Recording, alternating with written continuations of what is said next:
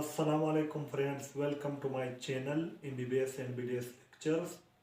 Today our topic is related to orthodontics theories of growth. Before going to explanation, if you want to watch the same lecture in Urdu Hindi, I already upload the same lecture in Urdu Hindi on my YouTube channel. Go and watch that video. But if you want to watch in English language, then this video is for you. Now today our topic is theories of growth. There are four theories which explaining growth in craniofacial region. Number one, genetic theory. Number two, sutural theory.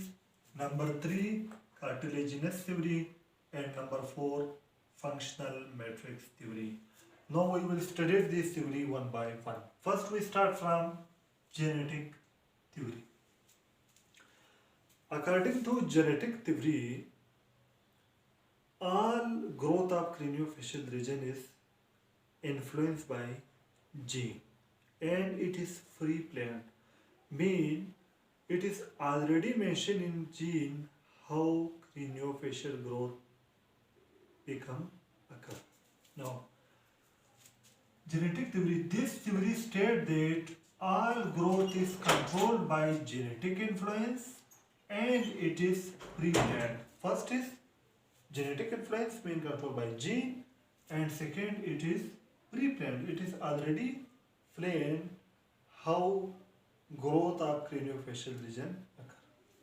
Second theory is sutural theory. Sutural theory states that craniofacial growth occur at suture.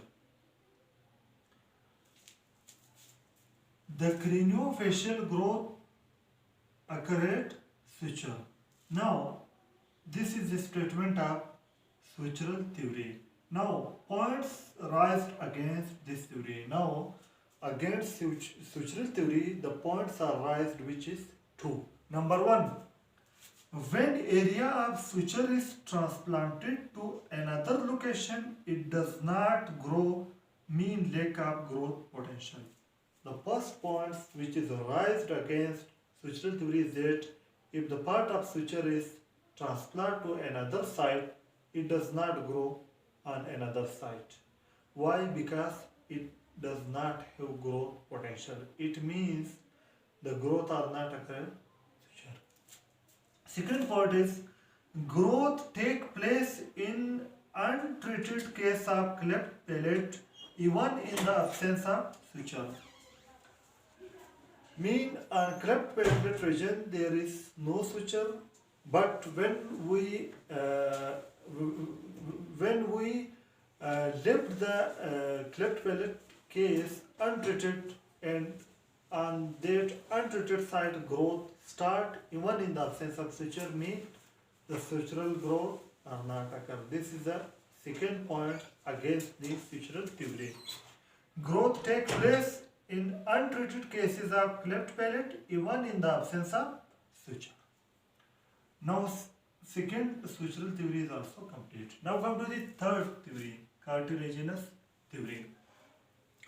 According to cartilaginous theory, intrinsic growth factors are present in cartilage and periosteum, and sutural growth occur, which is secondary, not primary. Intrinsic growth controlling factors are present in cartilage and periosteum, with sutural being only secondary. Means sutural growth is secondary, but the primary growth factors are present in cartilage and growth controlling factors are present in cartilage and periosteum. Now the example of cartilaginous theory is that our nasal septum cartilage is responsible for the development of nasomaxillary complex. For the development and growth of nasomaxillary complex, this is the example of cartilaginous theory. Mean nasal septal cartilage are responsible for the growth of nasomaxillary complex. Now, points in favor of this theory. In favor of cartilaginous theory, there are 4 points. The first point is that in many bone, the cartilaginous growth occurs, like in the ending of the lung bone, the cartilaginous growth occur.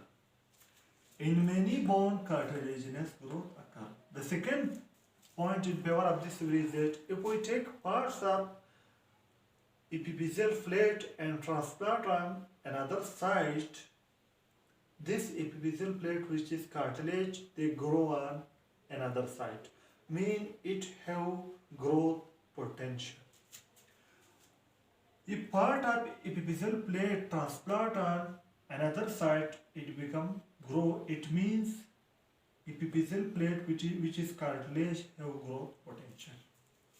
The third point, which is in the favor of cartilaginous theory, is nasal septal cartilage. When part of nasal septal cartilage transplanted on another site, it's again show growth. Mean the nasal septum cartilage also have growth potential.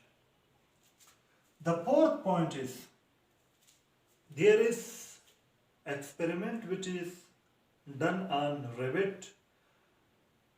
The rabbit nasal septal cartilage is removed. When after removal of nasal septum cartilage, the mid-phase development of rabbit is retarded. Mean for the mid-phase development, for the nasomaxillary complex development, nasal septum cartilage is responsible. When from rabbit nasal septal cartilage is removed, the mid-phase growth become retarded. These are the 4 points in the favor of this cartilaginous theory. Now come to the last theory, the fourth theory, functional matrix theory. Now, before statement of functional matrix theory, first we divide the functional matrix theory into its 2 components. The first is skeletal unit, the second is functional matrix. What is skeletal unit? When different parts of skeletal work as a single unit for a single function. When different parts of skeleton responsible for single function, this is known as skeletal unit. Now in skeletal unit, which 3 structures is include? Bone, cartilage and tendon. Mean we divide the functional matrix theory into its 2 components, skeletal unit which act as a one function, and in skeletal unit the 3 structure are involved. Number 1 bone, number 2 cartilage, number 3 tendon. The second component of functional matrix theory is the functional matrix. Now the functional matrix again we divide into 2, periosteal matrix and capsular matrix. Periosteal matrix include muscles, blood vessels, nerves and glands. And capsular matrix include neurocranial capsule which cover the periosteal matrix. This neurocranial capsule cover the muscle, blood vessel, nerves and glands. Now in functional matrix theory, first we divide the functional matrix theory into its 2 components, skeletal unit and functional matrix. Then we studied the skeletal unit which act when different parts of skeleton responsible for a single function. This is known as skeletal unit. In skeletal unit there is bone, cartilage and tendon.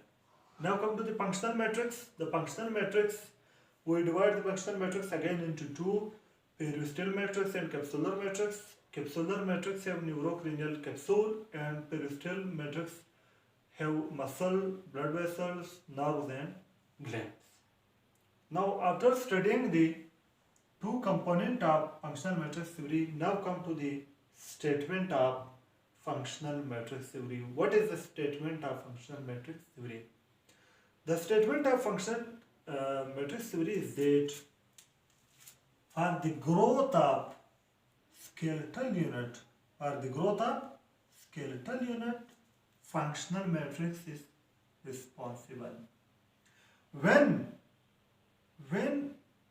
changes occur in functional matrix, in result there will be growth of skeletal unit occur. What is golden statement of functional matrix theory? Skeletal unit growth occurs secondary to events occur in functional matrix. When events occur in functional matrix, mean when changes occur. Events mean when changes occur in functional matrix. Secondary to that event, secondary to that changes, the growth of skeletal unit occur. This is the statement of functional matrix theory. Mean when event occur in functional matrix, when changes occur in functional matrix like muscle, blood vessel, nerve, glands, neurocranial capsule, in result means secondary to functional matrix, the growth of skeletal unit occur mean the growth of bone, the growth of cartilage, and the growth of tendon.